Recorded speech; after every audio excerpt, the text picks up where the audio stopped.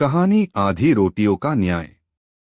यह कहानी मुगल सम्राट अकबर और उनके महान सलाहकार बीरबल की अद्वितीय न्यायप्रियता और बुद्धिमानी पर आधारित है। यह एक ऐसा मामला था जिसने पूरे दरबार को झकझोर दिया। कहानी में भावनाओं, संवादों और दृश्यात्मक वर्णन को इतना विस्तृत किया गया है कि यह पाठकों को एक दीर्घ नाटकीय अनुभव प्रदान कर सके।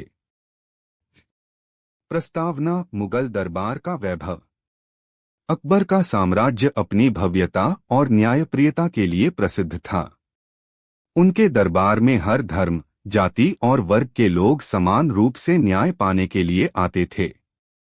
अकबर का न्यायप्रिय दृष्टिकोण उन्हें एक महान सम्राट बनाता था। उनका सबसे प्रिय सलाहकार बीरबल था, जिसकी चतुराई और सूझबूझ पूरे साम्राज्य में मशहूर थी। पहला दृश्य: दरबार में हलचल। सुबह का समय। अकबर अपने सिंहासन पर विराजमान हैं। उनके चारों ओर दरबारी खड़े हैं। दरबार में कुछ छोटे मामले निपटाए जा रहे हैं। तभी एक दरबारी अंदर प्रवेश करता है। दरबारी झुककर जहांपनाह, दरबार के बाहर दो महिलाएं खड़ी हैं। वे एक बच्चे को लेकर झगड़ रही हैं। दोनों का कहना है कि बच्चा उनका है। अकबर गंभीर स्वर में, यह मामला संवेदनशील लगता है। उन्हें तुरंत अंदर लाया जाए। दरबार में दोनों महिलाएं प्रवेश करती हैं। पहली महिला गहरे लाल रंग की साड़ी में है और दूसरी हरे रंग की। उनके बीच एक छोटा बच्चा है जो उनकी गोद में मुस्कुरा रहा है। दोनों महिलाएं जोर जोर से बहस कर रही हैं। महिला एक आंसू से भरी आवाज में, जहांपनाह, यह बच्चा मेरा है। मैंने इसे जन्म दिया है। मैं इसकी सच्ची मां हूं। महिला दो गुस्से में, यह झूठ बोल रही है, हुजूर। यह बच्चा मेरा है। मैंने इसे पाला है। अकबर का चेहरा गंभीर हो जाता है। वे बीरबल की ओर देखते हैं, जो दरबार के कोने में खड़े हैं। अकबर: बीरबल, यह मामला हमारे दरबार की प्रतिष्ठा के लिए चुनौती बन सकता है। हमें इसे हल करना होगा। दूसरा दृश्य: बीरबल का प्रवेश और गहरी सोच। बीरबल दोनों महिलाओं को ध्यान से देखता है। वह उनके हावभाव और बोली पर गौर करता है। वह कुछ देर तक सोचता है, फिर अकबर की ओर देखता है। बीरबल: जहांपनाह, यह मामला उतना सरल नहीं है जितना दिखता है। लेकिन मुझे एक तरीका सूझ रहा है जिससे सच्चाई का पता लगाया जा सकता है। अकबर उत्सुकता से: बताओ बीरबल। बीरबल: चूंकि दोनों महिलाएं बच्चे पर समान अधिकार का दावा कर रही हैं, हमें बच्चे को आधा आधा बांटना होगा। यह सुनकर दरबार में सन्नाटा छा जाता है। हर कोई चौंक जाता है।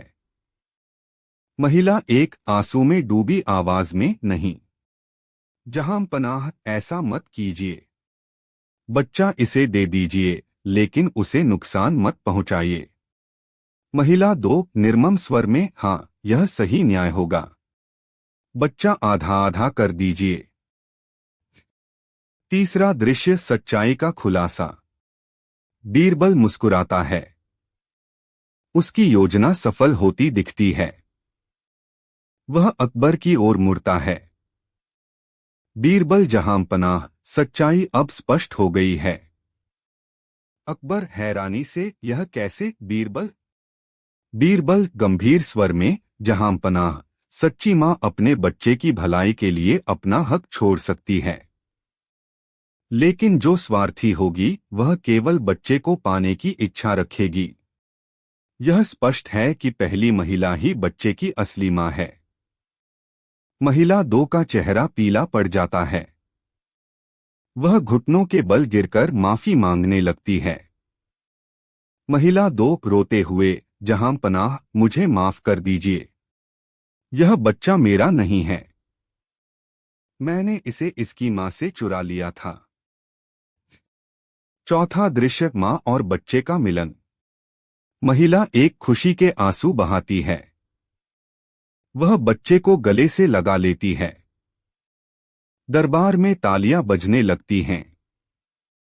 अकबर घोषणा करते हुए, इस महिला को उसके अपराध के लिए उचित दंड दिया जाएगा। और बीरबल, तुमने फिर एक बार अपनी बुद्धिमानी से न्याय स्थापित किया है। भावनाओं और पात्रों का विस्तार। एक, महिला एक का दर्द। महिला एक की आंखों में आंसू थे। उसका चेहरा चिंता और प्रेम से भरा हुआ था। जैसे ही उसने सुना कि बच्चे को आधा करने की बात हो रही है, उसका मातृत्व जाग उठा। वह अपने बच्चे की सलामती के लिए अपनी दावेदारी छोड़ने को तैयार हो गई। 2. महिला 2 की चालाकी। महिला 2 आत्मविश्वास से भरी थी। उसने सोचा कि झूठ बोलकर वह बच्चा पा सकती है। लेकिन उसकी आवाज और चेहरे के हावभाव में स्वार्थ स्पष्ट झलक रहा था। 3. बीरबल की बुद्धिमत्ता। बीरबल ने समस्या को सुलझाने के लिए भावनाओं को परखने का तरीका अपनाया। उसने न केवल सच्चाई उजागर की, बल्कि यह भी दिखाया कि न्याय में तर्क और भावना दोनों का महत्व होता है। दरबार के अन्य किरदारों की प्रतिक्रियाएं। 1. दरबारी। दरबार में उपस्थित सभी दरबारी बीरबल की चतुराई पर आश्चर्यचकित थे। एक दरबारी बीरबल जैसा कोई नहीं। उसने इतनी कठिन समस्या को इतनी सरलता से सुलझा दिया। 2. अकबर का सम्मान। अकबर ने बीरबल की बुद्धिमानी की खुलकर सराहना की। अकबर, तुमने फिर साबित कर दिया कि तुम हमारे दरबार के सबसे मूल्यवान रत्न हो। कहानी का संदेश। यह कहानी सिखाती है कि सच्चा प्रेम त्याग और बलिदान में निहित होता है। भावनाएं कभी झूठ नहीं बोलती और सच्चाई हमेशा उजागर होती है।